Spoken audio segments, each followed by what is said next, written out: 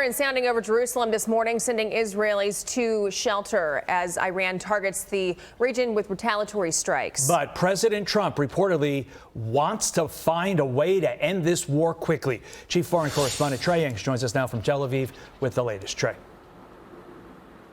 Yeah, hey guys, good morning. We start with breaking news. IRGC Navy Commander Ali Reza Tangsiri was targeted overnight in a strike in the city of Bandar Abbas, Iran, according to a senior Israeli official. Tangsiri was directly responsible for commanding the closure of the Strait of Hormuz. I'm told his senior operational leadership, including intelligence and operations chiefs, were at a covert Navy command center. That, again, according to a senior Israeli official. We understand the battle damage assessment is ongoing, but they believe that he was killed in this strike.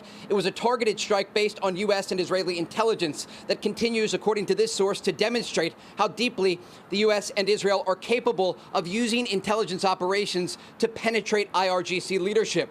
Now, this does come as President Trump says Iran wants a deal, and Iranian state media says that officials in Tehran have rejected Washington's ceasefire proposal. The Wall Street Journal reports that President Trump has told associates in recent days that he wants to avoid a protracted war in Iran and that he hopes to bring the conflict to an end in the coming weeks. Intense U.S. and Israeli strikes pummeled Iran over the past 24 hours alone, going after more of the storage facilities for Iran's ballistic missiles and targeting a number of positions in the Iranian capital of Tehran. You can see this video here provided by the Iranian Red Crescent. President Trump saying this on Wednesday about the operation.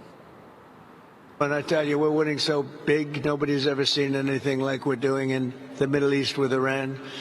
And they are negotiating, by the way, and they want to make a deal so badly, but they're afraid to say it because they figure they'll be killed by their own people. They're also afraid they'll be killed by us.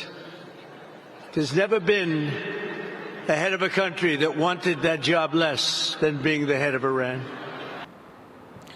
New video shows those U.S. strikes that are ongoing against Iran's military infrastructure. This video released by U.S. Central Command that says more than 10,000 Iranian military targets have been struck since Operation Epic Fury began nearly 4 weeks ago. CENTCOM Commander Admiral Brad Cooper added that 2/3 of Iran's missile, drone, and naval production sites have been destroyed. Cooper added this about Iran's Navy. For decades, Iranian warships have roamed regional waters, threatening and harassing global shipping. But those days are over because we've now destroyed 92% of the Iranian Navy's largest vessels. They are not sailing, and my operational assessment is that they've now lost the ability to meaningfully project naval power and influence around the region and around the world. The Iranians are continuing their ballistic missile attacks against Israel, launching 7 separate barrages since this morning. You can see in this video here, the Israelis are hunting down these launching positions. They still say that more than 150 of those launchers do remain. We have some aftermath of that explosion there, but also here in Israel following yet another cluster munition strike against the civilian population. This is just outside the city of Tel Aviv. At least 6 people were wounded at this site from a direct cluster munition impact. Now, Todd Carley, again, this breaking news, though, today, the head of Iran's IRGC Navy taken out in a strike overnight. And again, we are told that was due to joint U.S. and Israeli intelligence. Guys? All right, Trey Yanks, thank you so much.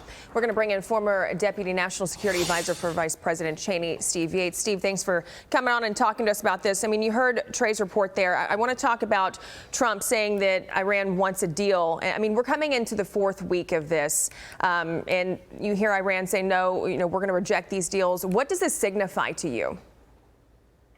Well, 4 weeks seems long when we consider news cycles and diplomatic back and forth, but in conducting a major military operation, this is relatively swift. To me, it says that President Trump clearly is communicating with some people in Iran. We don't have the luxury of knowing, and probably if they were known, their lives would be in jeopardy. But he's been very, very clear from the outset that he seeks to make this a shorter-term operation, at least in terms of major military operations. I think we're looking at a de-escalation in the not-too-distant future, and then there'll probably still need to be American and other joint operations to manage things going forward, but not necessarily with this heavy tempo for the United States. But militarily, we couldn't have asked for a better performance by our military, and the jointness and division of labor with our ally Israel is going to be something that several other allies study and probably are going to be envious of. Yeah, you talk about still needing military even if there was a deal reached. How long would we be talking? Well, I think that's going to be conditions based. And I think President Trump has been clear also through this process.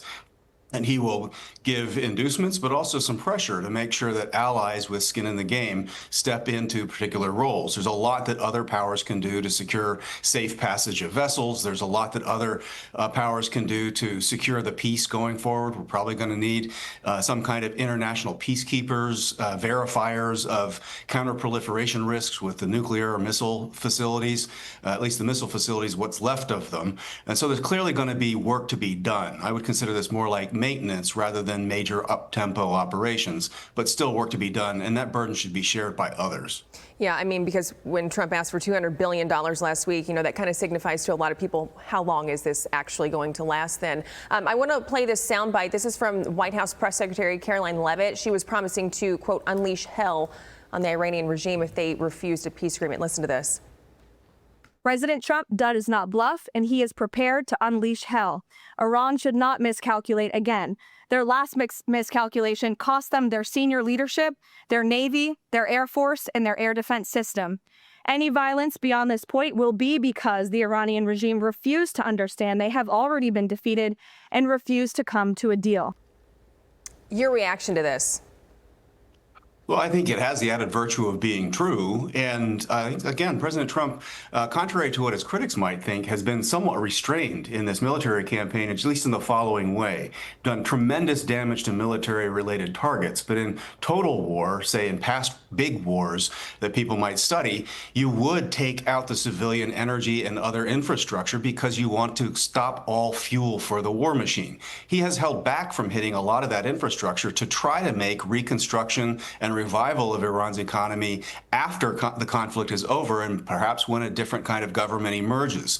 And so I think if they don't see this as their last best hope of a deal to de-escalate and maybe sue for peace and get to live in a reformed Iran, then I think they are going to get hit very, very hard. Okay, Steve Yates, thank you so much for your time this morning. We appreciate it. I'm Steve Ducey. I'm Brian Kilmeade. And I'm Ainsley Earhart. And click here to subscribe to the Fox News YouTube page to catch our hottest interviews and most compelling analysis.